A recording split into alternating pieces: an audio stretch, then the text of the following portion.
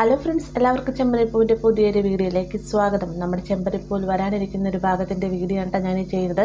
അങ്ങനെ നമ്മുടെ രേവതി തിരികെ വീട്ടിലേക്ക് വന്നിരിക്കുകയാണ്. വീട്ടിലേക്ക് വന്ന സമയത്ത് താൻ എവിടെയായിരുന്നു എന്നും ആരോട് പറഞ്ഞിട്ടാണ് പോയതെന്നുമല്ല എല്ലാ കാര്യങ്ങളും രേവതി പറയുന്നുണ്ട്. അപ്പോൾ അതിൻ്റേതായ ഭാഗങ്ങളെല്ലാം തന്നെ നമ്മൾ നേരത്തെ വീഡിയോയിൽ ഇട്ടിട്ടുണ്ടായിരുന്നു. കാണാത്തവരൊന്ന് പോയി കാണണം കേട്ടോ. അതല്ല എന്നാണെങ്കിൽ ഇന്നത്തെ എപ്പിസോഡിന് വേണ്ടി വെയിറ്റ് ചെയ്താൽ മതി. തീർച്ചയായിട്ടും ഇന്നത്തെ എപ്പിസോഡിൽ അത് കാണാൻ സാധിക്കുന്നതായിരിക്കും.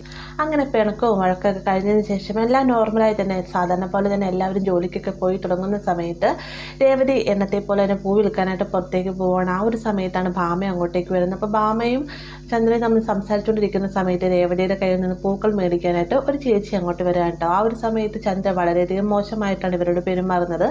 ആദ്യമൊക്കെ ഇവർ കേട്ട് നിൽക്കുന്നുണ്ടെങ്കിലും പിന്നീട് നല്ല തക്ക മറുപടി ചന്ദ്രയ്ക്കും കൊടുക്കുന്നുണ്ട്. മാത്രമല്ല നമ്മുടെ ചന്ദ്രയെ പൂക്കാരി എന്നുകൂടി വിളിച്ചിട്ടാണ് പോകുന്നത്. ആ ഒരു വിളിയും കൂടെ കേട്ടപ്പോൾ പൂർത്തിയായല്ലോ. ഓൾറെഡി നമ്മുടെ രേവതി പൂക്കൾ വിൽക്കുന്നതിൻ്റെ ദേഷ്യം ചന്ദ്രയ്ക്ക് ഉണ്ടാണ്. അതിൻ്റെ കൂടെ തന്നെ ഒരു പൂക്കാരി എന്നും കൂടെ വിളിക്കുന്നത് കേട്ടപ്പോഴത്തേക്കും ചന്ദ്രയ്ക്ക് ദേഷ്യം അടക്കാനാവുന്നില്ല. അങ്ങനെ രേവതി വരുന്നതിന് വേണ്ടി ദേഷ്യത്തോടു കൂടി തന്നെ കാത്തിരിക്കാണ്ട് ചന്ദ്ര. രേവതി വന്ന ഉടനെ തന്നെ രേവതിയോട്ട് പറയുന്നുണ്ട്, നീ അവിടെ നിൽക്ക്, നിന്നോട് എനിക്ക് വിശദമായി കുറച്ച് കാര്യങ്ങൾ പറയാനുണ്ട് എന്ന് പറഞ്ഞുകൊണ്ട് രേവതിനെ പുറത്ത് നിർത്തിയതിനു ശേഷം പറയുന്നുണ്ട്, നിന്റെ പൂക്കച്ചവടം അത് ഇന്നത്തോടുകൂടി തന്നെ മതിയാക്കണം. ഒന്നുമില്ലെങ്കിൽ നീ പൂ അവർക്ക് വേണ്ടി കൊണ്ടേ കൊടുക്കുക. അതല്ല എന്നാണെങ്കിൽ നിന്റെ പൂക്കച്ചവടം ഇന്നത്തോടുകൂടി തന്നെ നിർത്തിക്കുക. എന്നെ കൊണ്ട് പറ്റില്ല. ഇവിടെ വരുന്നവർക്ക് വേണ്ടിയിട്ട് ഉത്തരം നൽകാൻ. മാത്രമല്ല എന്നെ പൂക്കാരി എന്ന് വിളിക്കാൻ അവൾ ആരാണ് എന്നൊക്കെ ചോദിക്കുന്ന സമയത്ത് ആദ്യമൊക്കെ രേവതിക്ക് കാര്യം മനസ്സിലാവുന്നില്ല എന്നെങ്കിലും ചന്ദ്രയുടെ പെരുമാറ്റത്തിലൂടെ ദേഷ്യത്തിലൂടെ രേവതി കാര്യം വ്യക്തമായി മനസ്സിലാവുകയാണ് കേട്ടോ. അപ്പോൾ ഈ ഒരു സമയം തന്നെ ശ്രുതിയും ഭാമയോടെ ഉണ്ടാവട്ടെ. ഭാമ നമ്മുടെ ചന്ദ്രയെ സമാധാനിപ്പിച്ച് നിർത്താൻ ശ്രമിക്കുന്നുണ്ടെങ്കിലും ചന്ദ്ര ഒട്ടും അടങ്ങുന്നില്ല കേട്ടോ. ആ ഒരു സമയത്ത് ചന്ദ്ര പറയുന്നതെന്ന് വെച്ച് കഴിഞ്ഞാൽ വീട്ടിലെ ജോലിയൊന്നും ചെയ്ത് രേവതി പുറത്തേക്ക് പോയിരിക്കുക. ഞാനിവിടെ നിന്നിട്ടുള്ള ഈ ഒരു വീട്ടുജോലിയിലൊക്കെ എനിക്ക് ചെയ്യേണ്ടി വന്ന ഒരു കാര്യം, ഞാൻ ശ്രുതിയുടെ കൂടെ പാർലറിലേക്ക് ചെല്ലാം എന്നൊക്കെ പറയുന്ന സമയത്ത് ശ്രുതി വേഗം തന്നെ ചന്ദ്ര പാർലറിലേക്ക് വരുന്ന അതേ സമയം തന്നെ നവീൻ വന്നു കഴിഞ്ഞാൽ എല്ലാ പണിയും പാളൂലേ. അതുകൊണ്ട് തന്നെ കുറച്ചൊന്നും ആലോചിച്ചിട്ട് പറയണം, ആൻറ്റി പാർലറിലേക്കൊന്നും വരുമൊന്നും വേണ്ട, ആൻറ്റി സ്വന്തമായിട്ടൊരു ബിസിനസ് തുടങ്ങാൻ. ആൻറ്റി ഭരതനാട്യമൊക്കെ പഠിച്ചിട്ടുണ്ടെന്നല്ലേ പറയുന്നത്, നമുക്കൊരു കലാവിദ്യാലയം തന്നെ ആരംഭിക്കാമെന്ന് പറയുന്ന സമയത്ത് ആ ഒരു ഐഡിയ നല്ലതാണെന്ന് നമ്മൾ ചന്ദ്രയ്ക്ക് തോന്നുകയാണ്. അങ്ങനെ ചന്ദ്ര കലാവിദ്യാലയം ആരംഭിക്കാൻ തുടങ്ങുക കേട്ടോ. വളരെയധികം പൊങ്ങച്ചത്തോടുകൂടി മാത്രമല്ല നല്ലൊരു ഫീസോട് കൂടി തന്നെയാണ് ചന്ദ്ര വിദ്യാലയം ആരംഭിക്കുന്നത്. അങ്ങനെ നൃത്തവിദ്യാലയം ആരംഭിച്ചതിന് ശേഷം ചന്ദ്ര ഓരോ കസ്റ്റമർക്കും വേണ്ടിയിട്ട് വെയിറ്റിംഗ് ആണ് കേട്ടോ. അതിനിടയിൽ തന്നെ ചന്ദ്ര ഒരു 100 കൂട്ടം സ്വപ്നങ്ങൾ നെയ്ത് കൂട്ടുന്നുണ്ട്. 10 കസ്റ്റമർ 2000 രൂപ ചെന്ന് ഇത്ര രൂപയാവും എന്നൊക്കെ പറഞ്ഞ് ലക്ഷങ്ങളുടെ കണക്കൊക്കെയാണ് നമ്മുടെ ചന്ദ്ര പറയുന്നത്.